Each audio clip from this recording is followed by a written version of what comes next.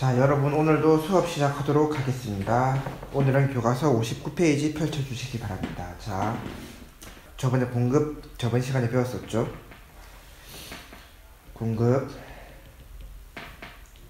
공급은 일정한 기간 어떤 상품을 판매하고자 하는 욕구를 말하고, 공급량은 그 가격 수준에서 공급자가 판매하려는 상품의 수량을 말한다. 자, 공급의 변화, 공급량의 변화, 뭐가 다르죠? 똑같이 여기 수요도 같이 한번 넣어보도록 하겠습니다. 수요량. 자, 여기서 이렇게 있고, 이렇게 있습니다. 이렇게 있고, 있으면,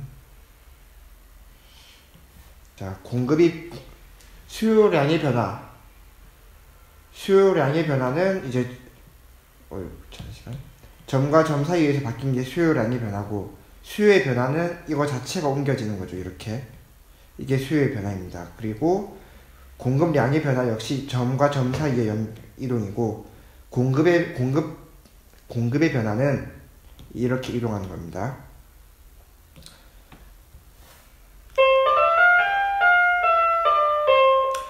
그럼 수요량의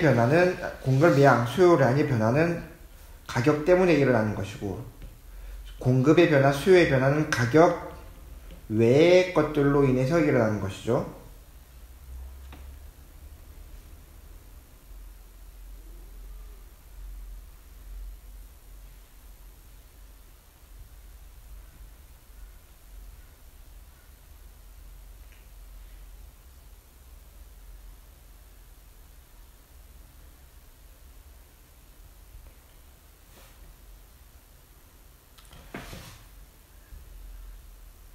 자, 이제 공급량의 변동과 공급의 변동 보도록 하겠습니다. 공급량의 변동. 상품의 가격은 수요량뿐만 아니라 공급량의 변화에도 영향을 준다. 가격은 수요량도 변화시키고 공급의 양도 같이 변화시킨다. 가격과 수요량의 변화와 마찬가지로 가격 변화로 인해 공급자의 선택이 변화를 하고 그 결과 공급량이 변하는 것인데, 예를 들어 빵의 가격이 오르면 공급자들은 더 많은 빵을 판매하려고 하고 빵의 공급량이 늘어난다. 이와 반대로 빵의 가격이 내려가면 공급자들은 빵을 적게 만들려고 하기 때문에 빵 공급량이 줄어든다. 저번 시간에 설명했던 이야기죠. 이와 같이 상품의 가격에 따라 사람들이 판매하고자 하는 수량이 변하는 것을 공급량의 변동이라고 한다. 상품의 가격에 따라 사람들이 판매하고자 하는 수량이 변하는 것을 공급량의 변화라고 한다. 빵이 쌀 때는 조금만 만들어서 팔다가 비싸니까 아무래도 돈이 많이 벌고 싶으면은 비쌀 때 많이 팔면 더 많이 벌겠죠. 물론 이때도 많이 팔면 되겠지만 남잖아요. 남거나 혹은 그 시간에 다른 걸, 자, 1,000원일 때랑 500원일 때는 10개 생산하고 이때는 100개 생산하는데, 선생님 500원일 때도 그냥 100개 생산하면 안 돼요. 이때 하면은, 자, 100, 1,000원, 만원, 10만원을 버는데 이때는 5,000원밖에 못 벌죠. 이때 100개 만들어서 5,000원 팔면 되잖아요 하는데, 만든다고 다 팔리는 건 아니죠, 여러분. 공급 과잉으로 인해서 10개 팔고 90개가 남아가지고 썩어서 버려야 되는 경우도 있고, 혹은 이 10개만 생산하고 나머지 시간과 노력으로 다른 걸 생산해서 파는 게 더 이익을 보는 경우도 있죠. 그런 식으로 하기 때문에 5,000원일 때는 조금만, 1,000원일 때는 많이. 가격이 쌀 때는 조금만 생산하고 가격이 비쌀 때는 더 많이 생산하는 것이죠. 물론 1,000원일 때 더 많이 생산하고 싶지만 능력이 안 돼서 못 생산해서 이때 생산하는 경우도 있겠죠. 그 다음 공급의 변동은 가격 요인 외의 것들, 가격 이외의 요인이 변할 경우에는 공급의 변동입니다. 모든 가격 수준에서 공급량이 변한다. 예를 들어 다른 요인이 동일한 상황에서 빵을 생산하는 기술이 발전하거나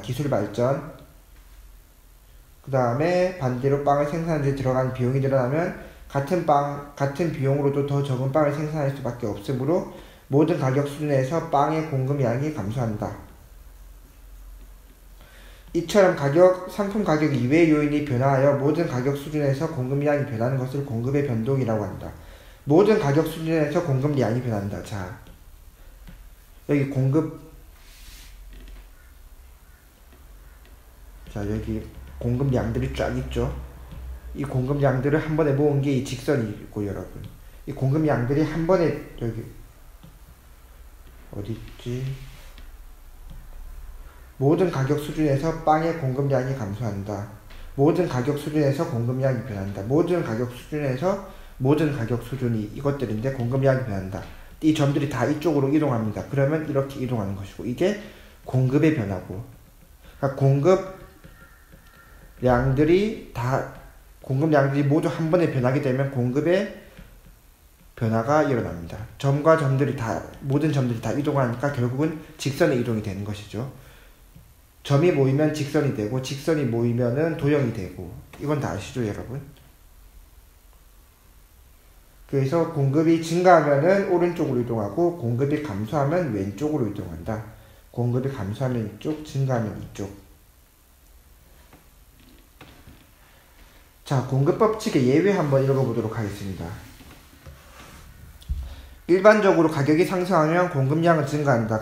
당연히 많이 벌려고 하죠. 가격이 하락하면 공급량은 감소하는데, 이게 공급의 법칙이라고 하는데 항상 성립하는 것은 아니다라고 하네요. 이러한 공급 법칙의 예외도 있는데 수량이 한정된 예술품이나 골동품 시장에서 찾아볼 수 있다. 자, 고려청자가 전 세계에 500개밖에 없다. 근데 고려청자가 원래 한 개에 1억 하던 게 갑자기 한 개에 10억을 한다. 그렇다고 해서 그럼 가격이 올랐으니까 수요도 올라야 되느냐? 그럴 수가 없죠. 불가능하죠. 이때 공급 곡선은 이게 아니라 이게 됩니다. 절대치. 가격이 1억이 됐든 10억이 됐든 100억이 됐든 고려청자는 전 세계 500개로 한정되어 있는 것들. 이게 예외죠. 유명 작가의 예술품이나 골동품, 더 이상 늘어날 방법이 없죠. 즉 가격이 아무리 변하더라도 공급량이 변하지 않는다. 일정하죠. 공급량은 500개로. 따라서 이러한 공급 곡선은 오른쪽 그래프와 같이 수직선의 형태로 나타나기도 한다. 뿐만 아니라 아주 짧은 기간 동안의 공급을 파악하는 경우에도 수직선과 같은 가파른 형태의 공급 곡선이 나타날 수 있다. 가격 변화에 따라 공급량이 쉽게 변동할 수 없기 때문이다.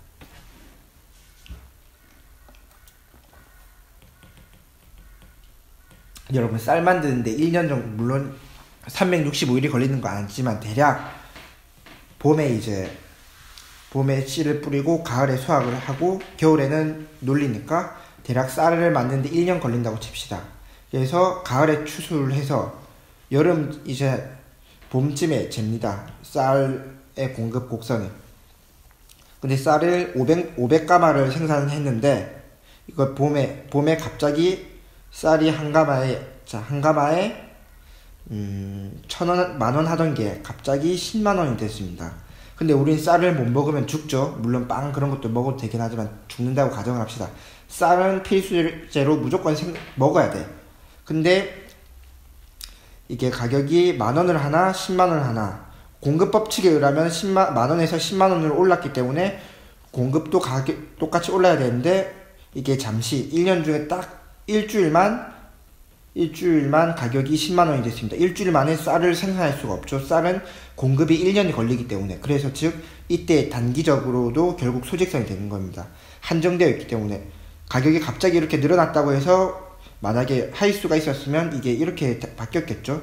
만원일 때는 100가마, 10만원일 때는 200가마 이렇게 돼야 되겠지만 쌀은 일주일 만에 생산이 불가능하기 때문에 어쩔 수 없이 수직선으로 형태를 띱니다.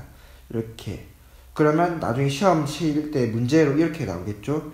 이 공급 곡선이 가능한 걸로 뭐가 있을까? 1번, 2번 하다가 혹시나 3번에 고려청자 혹은 아니면 쌀 생산의 단편적인 부분, 아주 짧은 기간 동안 공급을 파악한 경우, 이런 경우를 말하는 거죠. 이거 특이한 거 중요합니다. 이거 중요, 아주 중요. 공급 법칙은 정말 쉽죠. 가격 오르면 공급도 오르고, 가격 내리면 공급도 내리고, 수요 법칙은 가격 오르면은 수요 내리고, 가격 내리면 수요 오르고, 이게 쉬운데, 그래서 더 중요한 게 예외가 항상 있다는 거. 예외 중요합니다. 법칙에는 항상 예외가 존재합니다, 여러분. 이 예외가 중요한 겁니다, 공부할 때. 자, 그럼 공급을 결정하는 요인 보도록 하겠습니다.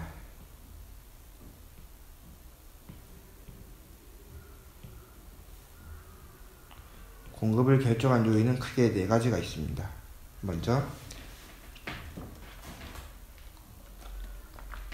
공급에 영향을 미치는 가격 이외의 요인으로 첫 번째 생산 요소의 가격 변화, 두 번째는 생산 기술, 공급자의 수, 미래에 대한 예상도. 이거는 이거는 수요에도 있었던 거죠. 이거는 수요자의 수였고, 자, 생산 요소의 가격. 쉽게 말해서 뭐가 좋을까? 반도체로 합시다. 요즘 핫한 거. 반도체를 만드는데 뭐 이거 재료가 들어가서 뭐 10원짜리 하고 노동력 제공하니까 이게 반도체 가격이 50원이었는데 근데 갑자기 이게 가격이 올라가지고 100원이 됐다. 그러면 이것 또한 반도체 가격도 200원 이런 식으로 늘겠죠. 이것처럼 생산에 필요한 원자재 가격이나 임금, 이자 등과 같은 생산 요소의 가격이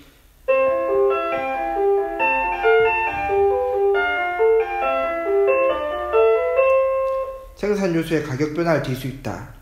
생산 요소의 가격이 상승하면 동일한 생산 비용으로 생산할 수 있는 상품 가격이 줄어들게 되므로 공급이 감소한다.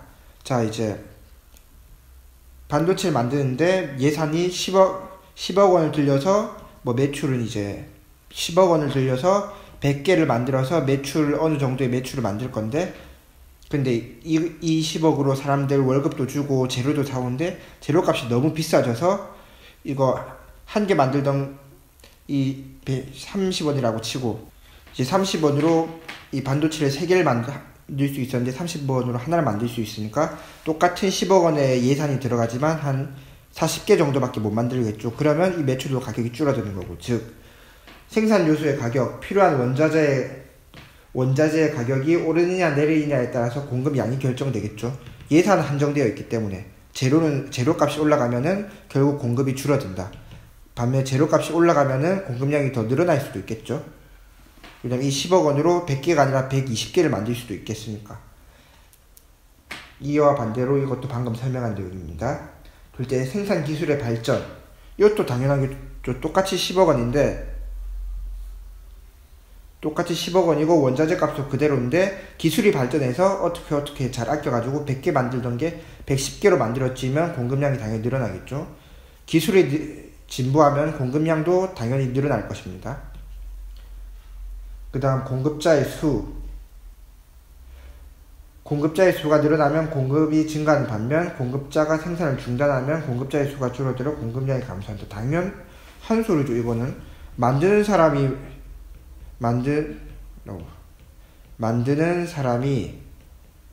많으면 당연히 공급도 많고 작으면 당연히 공급도 작겠죠.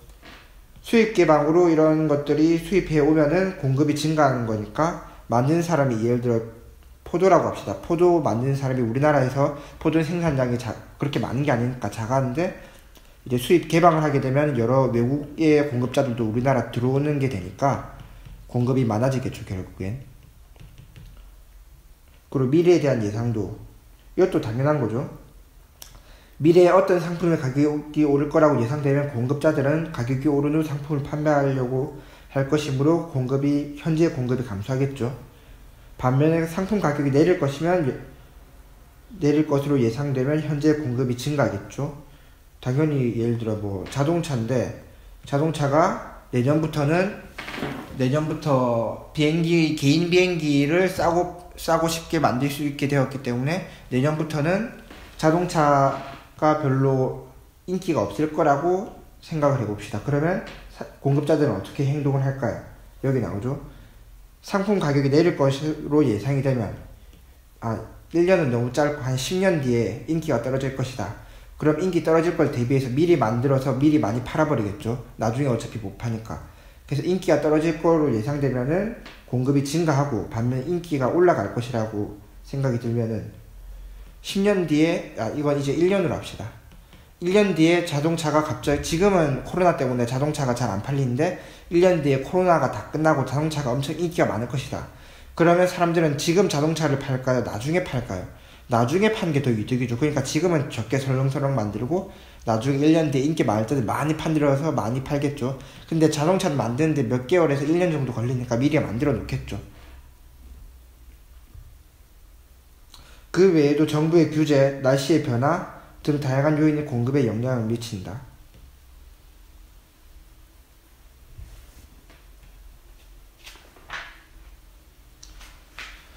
자, 가와 같은 상황에서 달걀의 공급이 어떻게 변동할지 예측해 봅시다.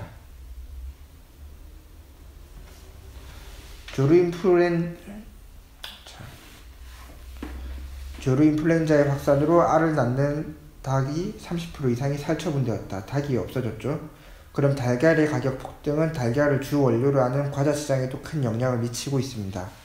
가와 같은 상황, 일단 닭이 많이 살처분됐다. 닭이 하늘나라로 가버렸다. 그런 상황에서 달걀의 공급이 어떻게 변동할지 예측해 보시오.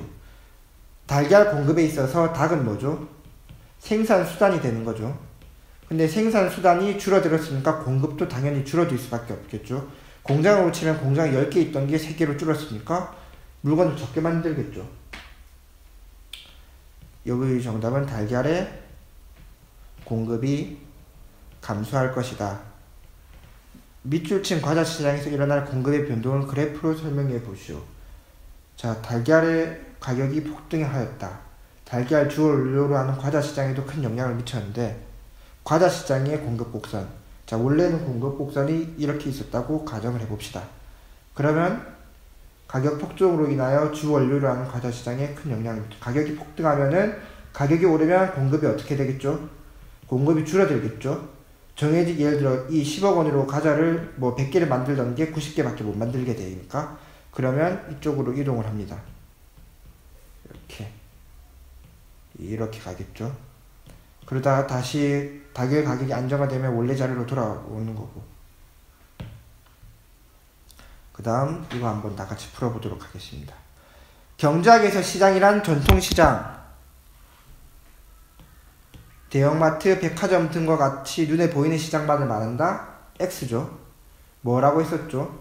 정보교환이 이루어지는 것도 시장이라고 하기 때문에 이건 좁은 의미의 시장이고 경제학에서는 넓은 의미로 진행되니까 틀렸습니다. 시장을 통해 자유로운 교환과 특화가 가능해지면서 사회 전체의 생산성이 향상되었다. 맞죠? 교환과 특화 그리고 분업이 가능해지면서 사회 전체의 생산성이 향상되었고 이때 산업혁명이 있었죠. 교환, 특화, 분업으로 인해서 산업혁명이 발생하고 시장이 전 세계적으로 확산되면서 사회 전체 생산성이 향상된 거 맞습니다. 그리고 생산물 시장에서는 노동자분 토지의 거래가 이루어진다. 이거는 생산 요소죠. 생산 요소고 생산물 시장은 뭐가 거래되죠? 재화와 서비스가 제공됩니다. 그래서 이건 틀린 말. 이거 얼핏 보면 맞을 수도 있는데 이거 틀린 내용입니다. 정보 교환 이거 앞에 나오죠? 여기 어디냐? 수요 부분에 수요 앞에 나오는데 맨 앞장에. 너무 공부를 많이 했네요 우리가. 여기 정보의 교환과 협상이 이루어진 곳이라 넓은 의미로 시장이 쓰인다 했으니까 아까 거기서 이게 들어갔으면 맞는 말이 되겠죠. 협상이 이루어지고 정보가 교환되는 곳. 자, 그 다음 일정 기간 어떤 상품을 구매하고자 하는 욕구는 수요일까요? 공급일까요? 구매하려고 하니까 소비하고 싶다. 소비하려면 수요가 되겠죠. 그 다음 다른 요인이 일정한 경우 공급이 오르면 가격이 오르면 수요량이 감소하고 가격이 내려가면 수요량이 증가한다. 이건 무슨 법칙? 거꾸로 가는 거 정글의 법칙이 아니라 수요의 법칙이라고 부릅니다. 수요 법칙. 일정한 가격 수준에서 공급자들이 판매하고자 하는 상품의 수량을 의미한다. 이거는 뭐죠? 공급량이 되겠습니다. 공급량. 이 공급량들 다 합친 게 바로 공급이 되는 거고 이 공급량이라는 이 점들을 모은 게 공급. 이게 공급 곡선. 원자재 가격, 임금, 이자 등과 같은 생산 요소의 가격이 상승하면 공급이 올라갈까요? 내려갈까요? 감소하죠. 왜냐하면 10억 원이라는 예산은 항상 정해져 있는데 사람들의 임금이 갑자기 늘어났다. 그러면 사람들을 줄여야 되니까 100개 만들던 걸 한 80개밖에 생산을 못하겠죠. 만들 사람이 줄어드니까. 그래서 감소한다. 자, 그 다음 땡땡시에 거주하는 많은 사람들은 버스 또는 지하철을 타고 다닌다. 두 대중교통 서비스는 사람들에게 비슷한 만족을 주기 때문에 바꾸어 이용하여도 큰 만족감의 차이가 없다. 이거 무슨 제라고 했죠, 여러분? 바꾸어 사용해도 큰 차이가 없다. 이거는 바로 콜라와 사이다 같은 대체제가 되겠죠. 대신 사용해도 전혀 문제가 되지 않는 것들. 자, 그 다음에 만약 지하철 요금이 오르면 사람들은 지하철 대신 버스를 이용할 것이고 버스 요금이 오르면 버스 대신 지하철을 이용하고자 할 것이다. 하지만 땡땡시에서 버스와 지하철 간 무료 환승제를 시행하자 두 대중교통 서비스 관계에 변화가 나타났다. 무료 환승제를 통해 지하철과 버스를 함께 이용하는 사람들이 늘어나게 된 것이다. 자, 그러면 무료 환승제가 시행되기 전 여기서 무료 환승제를 통해서 버스와 지하철을 함께 이용한다. 이건 뭐죠, 그러면? 프린트기와 프린트기 잉크처럼 보완제가 되는 것이죠, 보완제. 멀리 간 사람들한테는 예를 들어 이 구간에선 지하철을 타고 이 구간에선 버스를 탄다.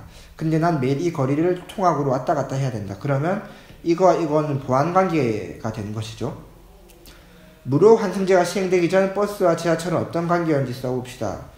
시행되기 전이니까 이때는 대체제 관계.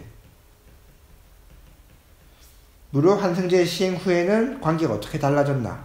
보완제 관계로 바뀌었죠. 참 쉽죠, 여러분? 자, 그럼 다음 보도록 하겠습니다.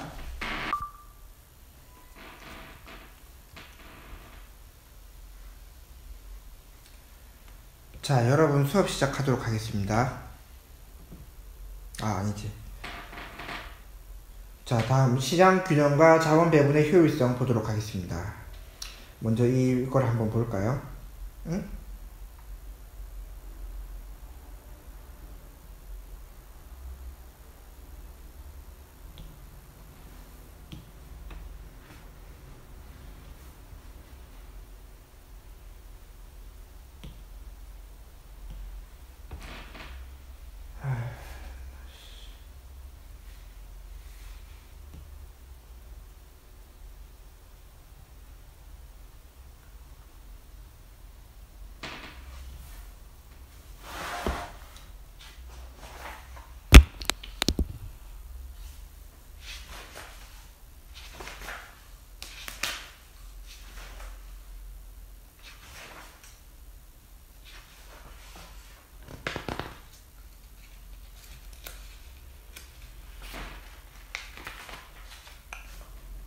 자, 여러분 먼저 이제 좀 전까지 2-1 배웠고 2-2를 배워야 되는데 지금 잠시 2-3 잠시 보고 다음 시간부터 다시 2-2로 넘어가겠습니다.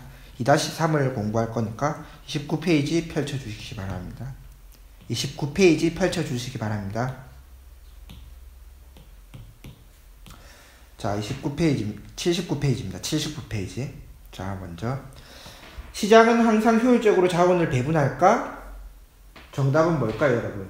항상 그런 건 아니고 시장도 알 수 있듯이 시장도 실패를 합니다, 여러분. 근처 공장에서 폐수를 방출해서 하천이 더러워졌어. 냄새도 많이 나요. 왜 우리가 피해를 입어야 하는지 모르겠어요. 이전에는 하천 근처에서 자전거를 타고 운동하는 사람이 많았는데 이제는 사람들이 잘 오질 않네요. 그 다음 여기 가사례였고 나사례 보겠습니다. 우와, 우리는 공원에서 불꽃놀이를 하나봐. 오늘. 그래? 밤에 옥상에 올라가서 불꽃놀이를 보자. 너무 아름다워요. 관람료를 내지 않고 옥상에서 볼 수 있으니 너무 좋아요. 얘는 그러면 시장 실패고 얘는 시장 성공이 되겠죠. 시장이 이 말하는 건 그 마산시장, 뭐 서울시장 이런 거 말하는 거 아닙니다. 마켓. 시장이 뭔가 문제가 생기면은 어떻게 하죠? 정부가 개입을 합니다. 정부가 개입을 하는데 그 정부가 개입한다고 해서 꼭 성공하는 것도 아니죠. 성공할 수도 있고 실패할 수도 있고 나뉩니다. 여기 같은 경우에는 관람료를 내지 않고 이렇게 옥상에서 멋진 광경을 볼 수 있다. 물론 이 보기에선 정부가 개입하지 않았지만 나중에 정부가 개입하는 것도 배울 겁니다, 여러분. 우선 정부가 개입하는 거 말고 그냥 시장에 방치를 했더니 여기는 문제가 생겼죠. 이제 시장 실패로 폐수로 인해서 환경오염이 발생하고 사람들이 더러워서 안 오는데, 여기는 반면에 시장 성공으로 옥상에서 야경을 볼 수 있으니까 건축이 잘 돼가지고 모두가 이제 불꽃놀이 펑펑해도 다 잘 볼 수 있게 시장이 성공한 케이스. 자, 이거 문제 한번 볼까요? 가와 같이 다른 사람에게 피해를 주는 경제활동이 발생한 이유는 무엇일까요? 이 시장은 왜 실패했는지, 왜 실패했을까요? 여기 보면 공장에서 폐수를 방출했기 때문인데, 그로 인해서 사람들이 피해를 보고 있죠. 자, 이거 불러주겠습니다. 여러분 쓰십시오. 이거 필기하십시오. 음성 안내합니다. 자신의 이익을 극대화시키기 위해서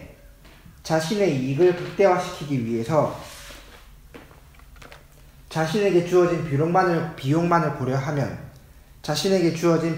고려하면 다른 사람에게 끼칠 피해는 고려하지 않기 때문이다. 즉, 자신의 이익을 극대화하기 위해 자신에게 주어진 비용만을 고려해서 다른 사람에게 끼칠 피해는 고려하지 않기 때문이다. 아주 이기적인 사람들이죠. 이기심이 가득한 사람. 자, 다시 불러주겠습니다. 자신의 이익을 극대화하기 위해 자신에게 주어진 비용만을 고려하기 때문에 다른 사람들에게 끼칠 피해는 전혀 고려하지 않기 때문에 이런 일이 일어났습니다. 그럼 나 사례처럼 불꽃놀이같이 비용을 전혀 지불하지 않고도 누구나 이용할 수 있는 것을 주변에서 찾아보자. 이거를 공공재라고 부릅니다. 뭐가 있을까요? 뭐 가로등 내는데 돈 안 내죠? 뭐 우리나라 경찰, 소방, 경찰관들이 만들어주시는 치안 서비스, 그 다음 소방관들이 만들어주시는 서비스, 뭐 국방 서비스, 이런 것들이 공공재가 되겠죠. 공공재. 자, 그러면 시장 실패는 왜 일어날까? 시장 실패. 수요자와 공급자들이 자유롭게 경쟁한 시장에서는 수요와 공급의 원리에 따라 시장 가격이 결정되며, 즉 이렇게 수요와 공급 곡선이 있는데 이게 자유롭게 이게 자유롭게 이동을 하죠.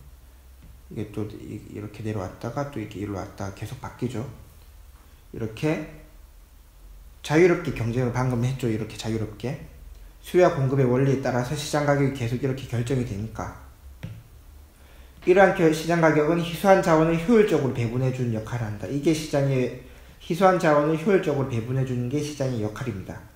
하지만 현실에서는 시장에 의해 자원이 효율적으로 배분되지 못하는 현상이 발생하는데, 이를 시장 실패라고 부릅니다. 즉, 희소한 자원을 효율적으로 배분을 해야 되는데 배분에 실패한 경우, 어느 한쪽에게 치우치거나 아니면 필요한 모두에게 이게 제대로 못 돌아가는 현상.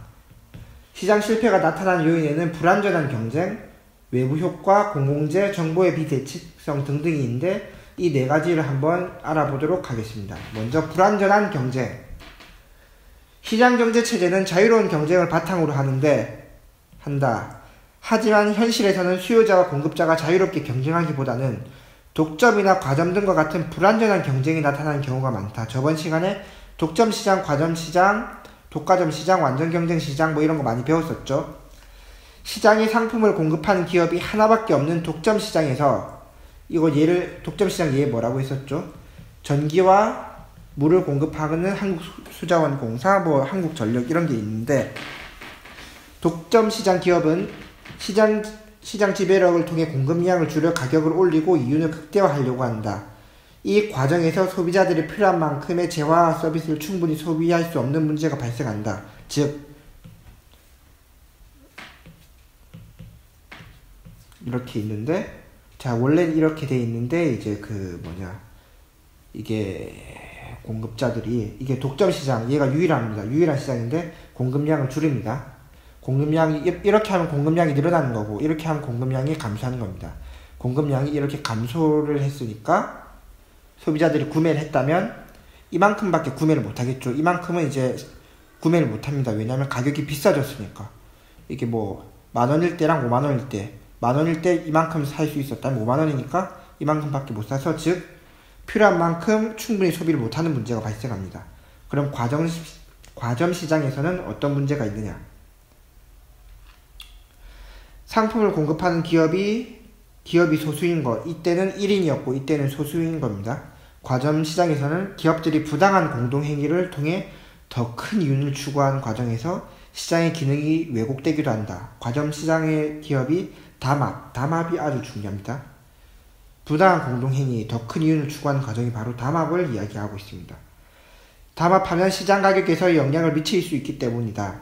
이 밖에 기업이 거래 상대방 차별하거나 경쟁업자 배제 등과 같은 불공정 거래 행위를 한 경우에도 시장의 자유로운 경쟁이 제한되어 자원의 비효율적인 배분이 초래할 수밖에 없다.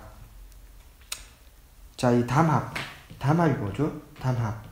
영어로는 카르텔이라고 하는데, 쉽게 말해서 이렇습니다. 자, PC방인데, PC방 사장님들이 지금 이렇게 PC방이 있는데, 전부 1시간에 1,500원이라고 합시다. 1,500원씩 하는데, 갑자기 어느 순간에 이제 이분들이 갑자기 이제 근데 PC방 수요 곡선, 이렇게 수요와 공급 곡선이 있는데, 이제 이 사람들이 가격 담합을 해가지고 1,500원에서 3,000원으로 가격을 올리자. 어차피 게임 중독자 사람들은 올 수밖에 없다. 가격을 올립니다. 이제 공급을 줄이진 않겠지만 일단 가격을 올리니까 어쩔 수 없이 이게 이쪽으로 가겠죠. 이렇게 가는데, 그러면 이때 아까 여기 있었으니까 이쪽으로 옮겼는데, 그러면 이 사람들은 이제 게임 중독자들이라서 소비를 할 수밖에 없겠죠. 자, 그러면 소비 곡선을 이렇게 그려야 되겠다. 소비 곡선 이렇게 그리면은 이제 공급을 계속 줄여서 가격을 계속 올려도 소비자들은 거의 유지 이렇게 되기 때문에, 자, 다시 그리겠습니다. 자, 깔끔하게. 자, 수요가 이렇고 공급이 이렇습니다. 이런 상황에서 가격을 자꾸 올립니다. 가격을 계속 올리는데, 이런 식으로 계속 올리는데,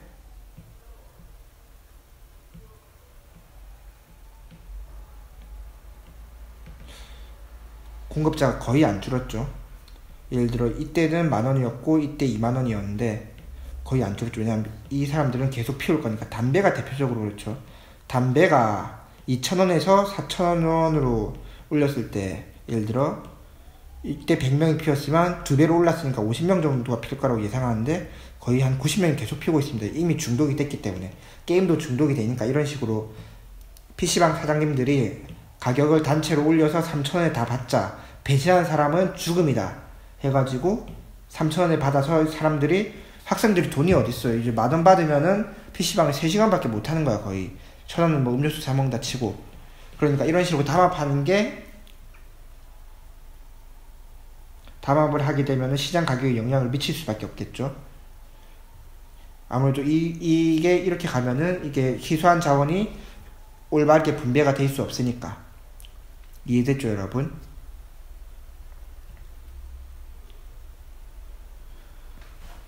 자, 그 다음 기업의 불공정 거래 행위 한번 보도록 하겠습니다. 오늘 수업 여기까지 하도록 하겠습니다. 신문은 땡땡신문은 A 지역의 레미콘 업체들이 중소건설사에 판매하는 레미콘의 기준 가격을 인상하기로 합의한 것이 밝혀졌다. 이건 뭐죠? 담합이죠. 가격을 인상하기로 합의한 것이니까 담합. 사업자가 다른 사업자와 짜고 상품의 가격이나 생산량을 조정하는 행위. 아까 PC방이 그랬죠. 그 다음 기업. 특정 배급사의 영화에 대하여 다른 영화들에 비해 더 작은 상영관을 배정하는 등 부당한 취급을 한 것이 알려졌다. 이건 거래 상대방 차별인데, 부당하게 거래를 거절하거나 거래 상대방을 차별하는 것. 예를 들면 여기 경남대 롯데시네마가 있다고 칩시다. 롯데시네마의 상영관이 이렇게 6개가 있는데, 이거는 뭐 디즈니, 이건 뭐 한국 영화, 이렇게 골고루 분배돼야 되는데, 어떤 특정 배급사 영화사는 이만큼만 주고 어떤 특정 배급사는 이만큼 주고, 이런 식으로 아무 이유 없이 정말 이게 영화가 작거나 재미가 없거나 별로거나 그런 모르겠는데 똑같은 품질의 영화임에도 불구하고 이렇게 차별한다는 거는 아마 이 배급사에서 뭔가 일종의 로비가 있었을 가능성도 있습니다. 아무튼 이런 식으로 거래 상대방을 차별하는 것들. 쉽게 말해서 택시 승차 거부도 되겠죠. 택시의 승차 거부. 이거 택시도 기업입니다. 기업 즉 왜냐면 택시 운송 서비스를 공급하는 사람이고 이 손님은 택시 서비스가 필요한 수요자니까. 근데 수요자가 이제 택시를 타려고 하는데 아무 이유 없이 승차를 거부를 한다. 그러면 거래 상대방 부당하게 거래를 거절한 행위니까 거래 상대방 차별에 해당됩니다. 그 다음 세모신문. C기업은 정상적인 경쟁 수단을 사용하지 않고 장기간 오랫동안 공급 원가에 비해 현저히 낮은 가격으로 판매하였다. 거래 경쟁 사업자 배제가 되는데 부당하게 경쟁 사업자를 배제하기 위해서 거래한 행위. 장기간 동안 오랜 상품을 공급 원가에 비해 현저하게 낮은 가격으로, 비싸지 않고 낮은 가격으로. 이게 10,000원짜리 물건인데 뭐 1,000원짜리에 판매한다. 그러면 근데 이게 경쟁업체고 이게 기업이고 이게 경쟁업체다. 그러면 누가 얘네 거 먹겠습니까? 똑같은 가격이란, 똑같은 품질이란 전제하에 10,000원, 1,000원 있으면 당연히 얘 거 먹죠. 그럼 이 기업은 바보가 아닌데 왜 이렇게 하느냐? 이게 바로 치킨 게임이라는 것인데, 다음 시간에 치킨 게임 설명하면서 이어서 수업 진행하도록 하겠습니다. 여러분 혹시 까먹을 수도 있으니까 여기 치킨 게임이라고 써놓도록 하겠습니다. 이상 수고 많으셨습니다. 오늘 수업 여기까지 하도록 하겠습니다.